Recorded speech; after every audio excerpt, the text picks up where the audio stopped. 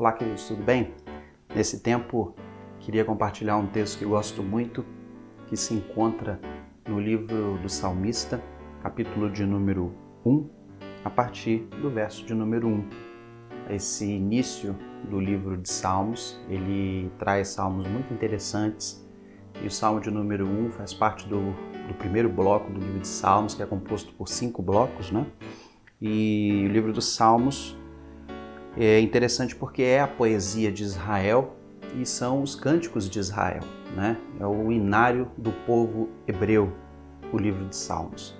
E o livro de Salmos consegue ter uma aplicação à nossa vida e à nossa espiritualidade de uma forma singular, porque de todos os textos que a gente lê, de todas as passagens que a gente lê, Salmo parece que traduz de fato o sentimento humano para com relação ao Senhor, em expressões de louvor e adoração, e isso obviamente se torna torna a leitura, né, e a compreensão algo maravilhoso para nós.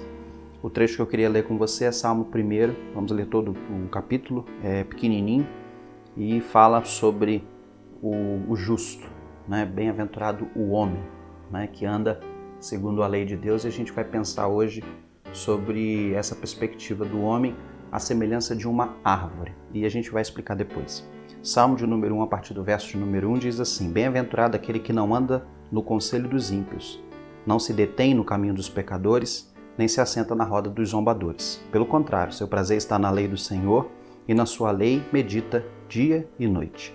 Ele será como a árvore plantada junto às correntes de água, que dá fruto no tempo certo, e cujas folhagens não murcha, e tudo o que ele fizer prosperará. Não é assim com os ímpios. Eles são como a palha que o vento dispersa. Por isso, os ímpios não prevalecerão no julgamento, nem os pecadores na assembleia dos justos. Porque o Senhor recompensa o caminho dos justos, mas o caminho dos ímpios traz destruição. Ou em algumas versões antigas diz, o caminho do ímpio perecerá. Não é? Esse salmo ele é muito interessante porque ele faz analogia de uma árvore. É interessante que verso 3 vai dizer isso. Ele será como uma árvore plantada junto a correntes de água, que dá fruto no tempo certo e cuja a folhagem não murcha. Esses dois elementos são super importantes para a nossa reflexão. Primeiro eu quero pensar sobre o aspecto da árvore, não é? Quando que você distingue uma árvore viva para uma árvore morta? Não é? Para uma árvore que está cumprindo o seu dever, para uma árvore que não está cumprindo o seu dever. Não é? Como você pode distinguir isso? Justamente por esses dois pontos que foram ditos no texto. O primeiro deles, a folhagem. A folhagem indica, né, que a árvore está sendo nutrida, que está sendo hidratada, não é? Que está sendo abastecida de nutrientes para que ela consiga, não é, ter folhagem sempre no tempo certo. Há muitas espécies de árvores que no período do inverno, no período do outono, né, caem as suas folhas e depois essas folhas se renovam, dando novamente vida e fôlego à árvore. E o segundo aspecto que torna uma árvore, não é, cumpridora do seu dever e do seu propósito são os frutos. Não é? E isso é significativo porque Jesus lá no Novo Testamento usa de tal semelhança quando ele encontra uma figueira e a figueira não tinha fruto. E ele diz que a figueira era maldita porque ela não tinha fruto. E no mesmo tempo que ele amaldiçoou a figueira seca. Por que Jesus fez isso lá no Novo Testamento? Porque Jesus trouxe aquele simbolismo, aquela reflexão aos discípulos de que nós somos cumpridores de um dever. E quando nós não cumprimos o nosso dever, nós somos como uma árvore estéril, né? Que não cumpre a sua função de frutificar. E se não frutifica diante de Deus, o valor é zero. Não é? Então o texto ele traz essa semelhança da árvore. Nós somos árvores vivas, cheias de Deus, cheias da presença de Deus, que sempre está gerando folhas verdes, sempre está sendo abastecida, ou seja, sempre está gerando vida e que está frutificando. Vale lembrar que a árvore não frutifica somente para si, sabemos, segundo estudos da biologia de que a árvore geralmente ela dá o fruto como uma espécie de compensação, não é? Porque alguém vai comer o fruto, vai jogar a semente em outro lugar e é justamente a semente que vai produzir uma nova árvore. É uma espécie de compensação, né, da árvore com aqueles que irão usufruir da mesma. Mas a gente aprende na Bíblia que nós somos também pessoas que frutificamos em Deus. E obviamente que assim como uma árvore, nós frutificamos para que o outro seja abençoado. E que sim, para que a semente desse fruto germine em novos solos, que simbolicamente na Bíblia significa corações. Nós frutificamos aquilo que Deus quer na nossa vida para que pessoas também alcancem Deus no futuro. E essa é a função.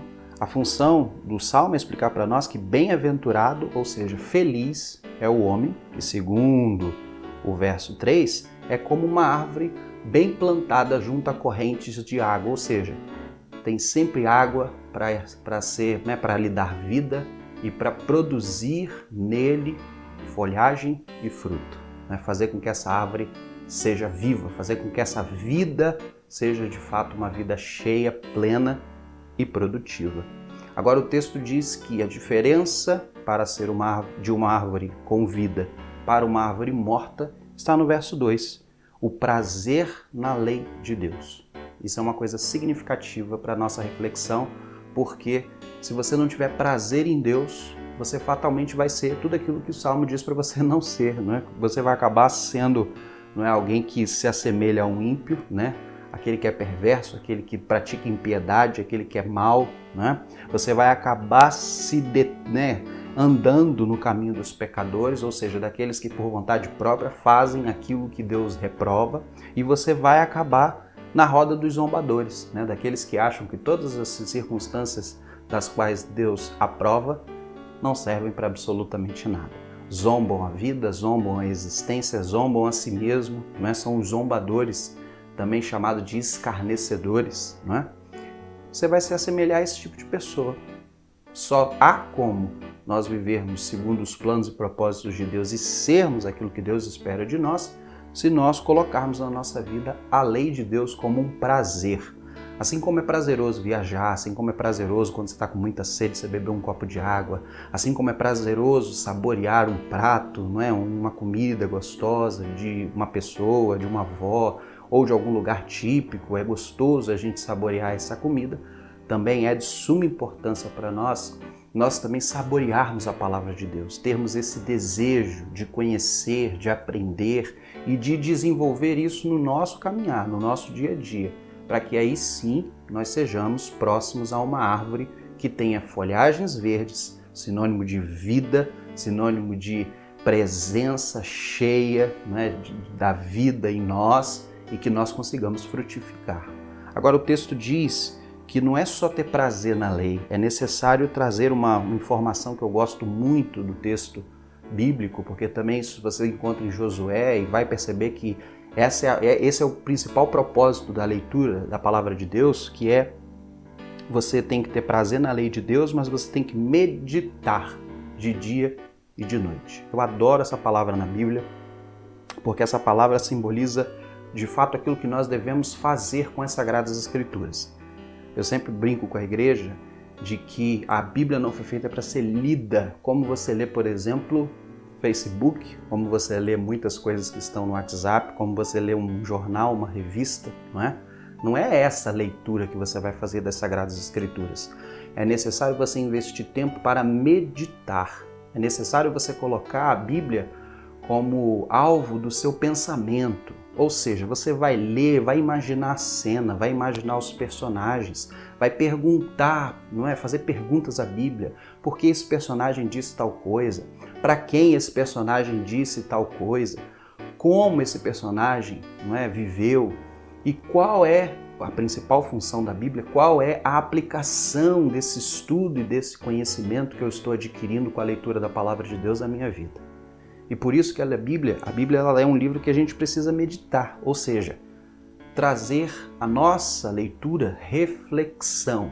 Por isso que a gente faz reflexões sobre a Bíblia, por isso que a gente lê a Bíblia e discute um pouquinho sobre os textos, por isso que a gente lê a Palavra de Deus e faz um pequeno esboço do contexto dos personagens para que a gente consiga de fato entender qual é a vontade de Deus para a nossa vida. Senão, isso aqui vai ser só papel, só folha com palavras que ficaram muito bonitas historicamente, que contam histórias muito legais, que contam o mover de Deus de forma maravilhosa, mas que não cumpre a função primária das Sagradas Escrituras, que é trazer transformação ao indivíduo. Não é para ter letrinhas pretas numa página branca, e sim trazer transformação a nós. Quando, por exemplo, o salmista escreveu os Salmos, quando os judeus escreveram e compilaram o livro dos Salmos, quando João, nas reflexões que fizemos, escreveu o Evangelho de João, quando Salomão escreveu o livro de Provérbios, a preocupação destes era a mensagem que estava sendo escrita e não o livro em si. Não era um livro para colocar debaixo da cama ou dentro de um cofre, porque é um tesouro que ninguém pode tocar. Não é essa a visão. A visão é o contrário. Que esse livro possa se expandir, possa ser, na época, copiado manualmente, para que todos conheçam qual é o princípio da vontade de Deus. E é isso que importa para nós, a meditação das Sagradas Escrituras. E é isso que faz com que a gente seja bem-aventurado, que a gente seja como uma árvore frutífera, como uma árvore cheia de vida, que as suas raízes estão juntos a ribeiros de água, ou seja, as suas raízes estão sendo hidratadas, as suas raízes estão na fonte, ligadas à fonte o tempo inteiro. E é isso que nós precisamos, estarmos ligados à nossa fonte, que é Deus. E a fonte do conhecimento de Deus é a própria palavra de Deus. Por isso que o salmista diz, você precisa meditar na mesma de dia e de noite. O símbolo da expressão de dia e de noite é justamente invista-tempo, seja de dia, seja de noite, ou seja, todo o tempo que você puder, todo o tempo que você tiver, medite na palavra de Deus. Leia um trecho das Sagradas Escrituras e traga reflexões à sua vida, à sua existência, ao seu comportamento, aos seus pensamentos, ao que você diz, ao que você sonha, porque sua vida vai ser melhor, vai se transformando a cada dia segundo a imagem de Deus e você vai se transformando numa pessoa mais feliz e mais realizada. Esse é o desejo de Deus para nós, segundo a sua própria palavra. Feliz é aquele que medita na lei de Deus dia e noite, ou seja, feliz é aquele que medita na Bíblia, que aprende dela e aplica esses ensinos todos os dias, segundo a vontade de Deus. Vamos orar? Deus, a gente agradece, ó Pai, porque o Senhor tem sido bondoso conosco e tem nos dado, Deus, uma revelação maravilhosa que é a Tua Palavra, a Bíblia, ó Deus, que nós consigamos aprender todos os dias com ela, meditar, ó Deus, nos Teus santos textos, aprender, ó Deus, com as histórias, com os personagens, com os escritos, para que alcancemos, ó Deus, uma vida melhor a cada dia. Que a nossa vida seja como uma árvore, ó Deus, cheia de vida. Que, ó Deus, de longe você percebe a vida nesta árvore, porque está cheia de folhas verdes, uma árvore bonita, cheia de vida, e assim seja cada um de nós. Cheios da vida que procede do Senhor e que um dia retornará para o Senhor também.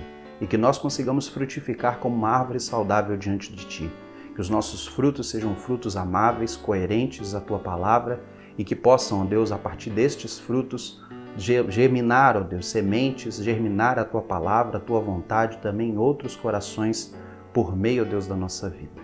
Nós clamamos, ó Deus, nós oramos no nome santo de Jesus. Amém. Amém, queridos. Sejamos árvores cheias de vida para Deus, em nome de Jesus.